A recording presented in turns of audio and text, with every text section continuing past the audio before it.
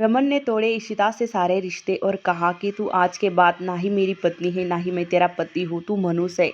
ये जब बात सुनती है इशिता तो उसके दिल पर इतनी चोट लगती है मानो जैसे धरती फट गई है या आसमान फट गया है। तो यहाँ पर रमन उससे कहता है कि तुझे किसने कहा था पुलिस को वहाँ पर बुलाने के लिए? मैंने तुझसे पहले भी मना किया था इशिता, तेरी वजह से आज मैंने अपनी रूही को खो दिया। तू स्वार्थी माँ है, तूने अपनी बेटी को बचाया और मेरी रूही को मौत के मुंह में ढकेल दिया। अब मेरी रूही मुझसे हमेशा हमेशा के लिए दूर हो गई। वो तुमसे कितनी रिक्वेस्ट कर रही थी कि इशी माँ मुझसे बचा लो, वो तुम पे कितना भरोसा करती थी, पर तुमने क्या किया? आखिरकार तुमने तुम्हारा रंग दिखा ही दिया। तुमने साबित कर दिया कि तुम कभी माँ नहीं बन सकती और ना ही कभी माँ बनने के लायक हो तुम। और तुम एक स्वार्थी माँ हो, तुम्हें कभी बच्चों की परवरिश करनी नहीं आती थी, इसलिए भगवान ने तुम्हें बांझ ही रखा। इस बात को सुनकर इशिता का जो दिल टूटा है मानो जैसे धरती फाट गई हो। यहाँ पर रमन ऐसे कड़वे कड़वे शब्द इशिता को बोलता है जैसे कि इशिता पूरी तरह से टूट गई है। इशिता रमन कहता है कि तुम माँ तो क्या बीबी बनने के लायक नहीं हो, तुम मनुष्य हो, मनुष्य ही रहोगी हमेशा। मैंने तुमसे शादी करके बहुत बड़ी गलती की, मैंने अपनी हंसती खेलती दुनिया को उजाड़ लिया तुमसे शादी करके। बाला की माँ सही कहती थी कि तुम एक मनुष्य औरत हो और मैं आज जान चुका हूँ कि तुम पूरी तरह से मनुष्य हो और घर पे कलंक लगाती हो। जब देखो तब तुम्हारी वजह से सब कुछ तुम्हारी वजह से ही हो रहा है। बस तुम्हारी वजह से अब आज मैंने अपनी बेटी को खो दिया है। तुम माँ कहलाने के लायक नहीं हो, चली जाओ मेरे सामने से। मैं तो तुम्हारी शक्ल ज़िंदगी भर नहीं देखूंगा, ना ही मेरे घर में अब तुम्हें रहने दूंगा, ना ही मेरी बीबी बनने का तुम्हें कोई दर्जा दूंगा, और ना ही मैं तुम्हारा पति हूँ। इशिता रमन से कहती है कि नहीं रमन, ये सब कुछ मेरी वजह से नहीं हुआ है। रमन इशिता को चुप करवा देता है और कहता है कि तुम यहाँ से चली जाओ, मेरे सामने से चली जाओ। तुम्हें किसने माँ का दर्जा किसने दिया था तुम्हें? मैंने तो सोचा था कि तुम रूही को बचा लोगी, पर तुमने ऐसा नहीं किया और तुम एक स्वार्थी माँ हो। ये अभिषेक वहाँ पर क्यों आया था? मैंने इसे नहीं बोला था वहाँ पर जाने के लिए, फिर भी वो वहाँ पर चला आया। क्यों गया था तू वहाँ पर? तभी यहाँ पर अभिषेक कहता है कि रमन मेरी बात तो सुन ले। पर रमन कहता है कि मुझे तेरी कोई बात नहीं सुननी है। आज मैं अपनी बेटी खो दी है, मेरी मासूम बच्ची मुझसे दूर हो गई है। परिवार वालों से कहता है कि इससे कोई भी रिश्ता नहीं रखेगा आज से इशिता से। मैं जान चुका हूँ ये औरत बहुत चालाक है, अपने स्वार्थ के लिए कुछ भी कर सकती है। अपनी बेटी को बचाने के लिए इसने मेरी बेटी की जान ली है, और ये कि मेरी बेटी की खूनी है, हत्यारिन है। इसे कभी मैं माफ़ नहीं करूँगा। इसी बात का सदमा इशिता को बहुत ज़्यादा लगता है और वो आखिरी फैसला लेती है और वहाँ से चुपचाप खड़ी खड़ी यहाँ पर सब बातें सुनती है रमन की। रमन इतनी कड़वी कड़वी बातें बोलता है, जब ये आप एपिसोड देखोगे तो आपके आंखों में भी आंसू आ जाएंगे कि रमन ने कितना दिल तोड़ा है इशिता का। और यहाँ से ही मतलब 7 साल का लिप दिखाया जाएगा। पूरे 7 साल बाद इशिता और रमन की फैमिली पूरी तरह से बदल चुकी होगी, इशिता और रमन अलग हो चुके होंगे। तो आप देखना ज़रूर ये एपिसोड को कि रमन ने कैसी इशिता का दिल तोड़ा है और इशिता ने बहुत बड़ा कदम उठाया है। क्योंकि यहाँ पर इशिता ऐसी बातें कभी रमन की मुँह से कभी उसने अपने लिए सुनी नहीं थी, हमेशा ही तारीफ और मतलब अच्छी बातें सुनी थी। पर रमन ने आज जो बातें कही है इशिता से, उसके चरित्र पे जो दाग लगाया है, एक खूनी होने का उस पे इल्ज़ाम लगाया है, और बांझ शब्द जो सुन के इशिता पूरी तरह से टूट जाती है।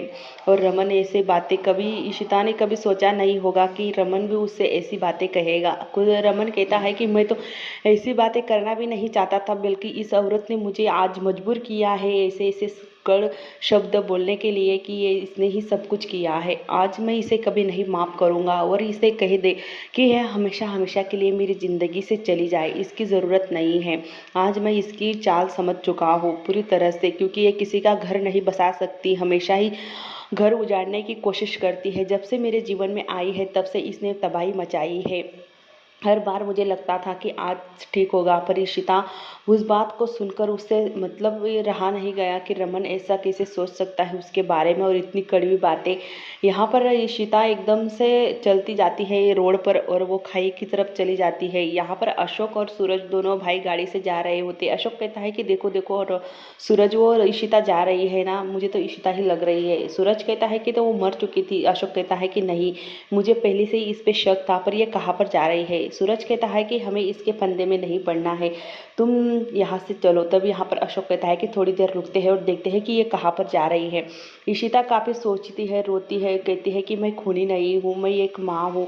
अपने आप से वो बातें करती रहती है और खाई की तरफ जाती है, जहाँ से मतलब जहाँ पर तक इशिता को फिर से वहीं पर लाकर खड़ा कर दिया है जहाँ से इशिता पहले भी कूद चुकी थी। वहाँ पर जाकर इशिता सोच लेती है कि अब ये अपना जीवन ख़त्म करके ही रहेगी, क्योंकि उसकी बेटी ही इस जीवन में नहीं रही है रूही, तो वो जी कर क्या करेगी। और रमन ने तो उसे घर से बाहर और अपनी ज़िंदगी से हमेशा हमेशा के लिए निकाल दिया है। फिर क्या फ़ायदा है इस बात का कि वो मुझे अपनाएगा। यहाँ पर इशिता पूरा तरीके से मतलब सोच समझकर विचार करती है और वहाँ से छलांग मार देती है। यहाँ पर सूरज और जो अशोक होता है वो अभिषेक को बताते हैं। अभिषेक इस बात की खबर जब घर पर देते हैं, पूरी तरह से सन्नाटा हो जाता है। रमन एकदम से हिल जाता है, उसे एकदम से धक्का लगता है कि ये क्या हो गया। एकदम से पूरा परिवार मतलब बर्बाद हो गया। रूही भी और ऋषिता भी चली गई। ऋषिता की अम्मा काफ़ी रोती है, चिल्लाती है। रमन की माँ पूरे घर सदमे में आ चुका है। यहीं से 7 साल का लेप हमें दिखाया जाएगा। कहानी में आगे नए मोड़ में नए किरदार, नए इशिता सब कुछ होंगे। इशिता की जो छोटी बेटी है वो भी दिखाई जाएगी। यहाँ पर मिहिका सब कुछ है, पर कहानी की स्टोरी जो होती है वो अलग होगी। यहाँ से अलग मतलब 7 साल के बाद सब कुछ नया नया और बदला सा आपको दिखाई देगा। तो बहुत ही जल्द वो एपिसोड भी आपके साथ मैं शेयर करूँगी कि 7 साल के बाद कितने किरदार ऐड हुए हैं और कौन कौन कहानी से बाहर हुए हैं।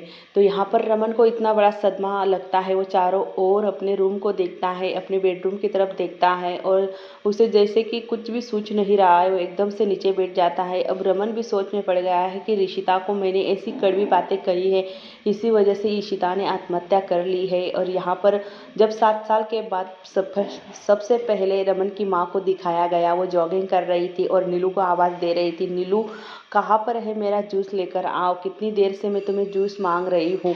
तो यहाँ पर नीलू आती है और कहती है कि मम्मी जी आपने तो सिर्फ 5 ही मिनट जॉगिंग की है, आपको 30 बार जॉगिंग करनी थी, मतलब रनिंग करनी थी। तभी रमन की माँ कहती है कि नीलू तुझे कुछ समझ में नहीं आता, मैं 6 दिन 5-5 मिनट जॉगिंग करूँगी, मतलब एक्सरसाइज करूँगी तो हुआ ना आधा घंटा, मतलब 30 मिनट हुआ ना। तभी यहाँ पर नीलू हंसने लगती है और कहते हैं कि माँ जी आप भी ना, आपको इशिता ही बराबर समझा सकती थी। तभी यहाँ पर रमन की माँ कहती है कि 7 साल हो चुके हैं उसे जाते हुए और उसका अब कोई घर में नाम नहीं लेता और ना ही कोई लेना चाहता है। मेरी बेटी थी, मेरी दोस्त थी, मेरी मतलब मेरी इशिता सब कुछ थी। इशिता को ऑस्ट्रेलिया में दिखाया गया है, उसका जीवन पूरी तरह से बदल चुका है और अभी वो छोटे बच्चों की डेंटिस्ट है। और यहाँ पर एक लड़की है जिसका नाम मुझे अब याद नहीं है, तो वो उसे माँ बुलाती है। इशिता उसे बताती है कि मेरी भी एक बेटी है, मैं उसे छोड़कर चली आई क्योंकि मैं एक बुरी माँ हूँ। और इशिता रोने लगती है। वहीं से यहाँ पर